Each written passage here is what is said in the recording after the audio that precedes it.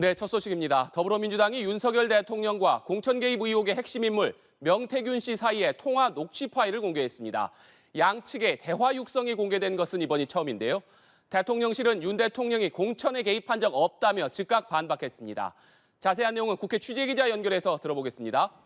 정다혜 기자. 네, 민주당은 지난 2022년 5월 9일 윤 대통령 취임 하루 전에 이루어진 통화라며 윤 대통령과 명태균 씨 사이 전화 녹취를 공개했습니다.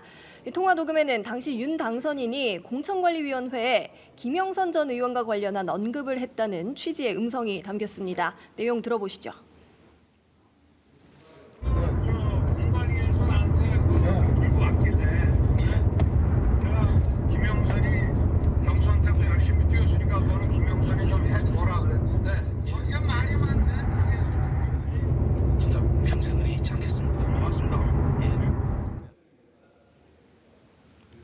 네, 민주당은 이 통화 다음 날 김 전 의원이 실제로 공천이 됐다면서 불법 공천 개입의 증거가 드러났다고 주장했습니다.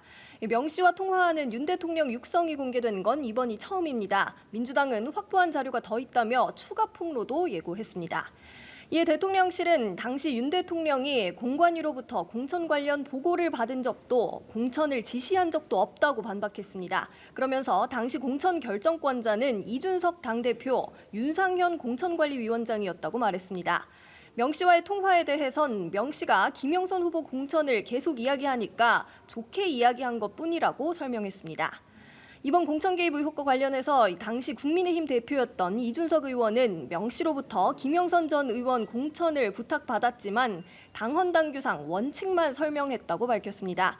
당시 공관위원장이었던 윤상현 의원은 누구에게도 외부 개입이나 압력을 받은 적이 없다고 말했습니다. 네, 김 여사 문제 해법을 놓고 여당도 고심이 깊어지는 분위기라면서요? 네, 국민의힘에선 김 여사 문제 해법을 두고 내홍이 이어져 왔는데요. 한 대표는 오늘 아침 회의에서 재차 특별감찰관 필요성을 강조했습니다. 미래의 비위를 예방하는 데 중점을 둔 제도라면서 민생에 집중하기 위해서 지금 특별감찰관을 임명해야 한다고 말했습니다. 특별감찰관 추진은 원내 사안이라면서 한 대표와 갈등을 빚은 추경호 원내대표는 중진들을 소집해서 의견 수렴에 나섰습니다. 중진회의 참석자들은 대통령실과 정부를 향해 현재 어려운 상황을 극복할 수 있는 쇄신책이 필요하다고 촉구했습니다. 다만 한 대표가 띄운 특별감찰관 추진과 관련 의원총회 개최를 두고는 이견이 있었던 것으로 전해집니다. 또 대통령실을 압박하고 밀어붙여선 안 된다며 한 대표를 지적하는 발언도 나왔습니다. 이런 가운데 국회 운영위원회는 오늘 상설특검 규칙 개정안을 의결할 예정입니다. 대통령이나 그 친인척 관련 수사 때는 상설특검 후보 추천위에서 여당을 배제하는 내용이 골자로 야당 단독 의결이 예상되는데요. 국민의힘은 야당 단독으로 소위를 통과시킨 데 이어 단독 의결을 하는 건 헌정사의 오점으로 남을 입법 폭거라고 비판하고 있습니다. 지금까지 국회에서 전해드렸습니다.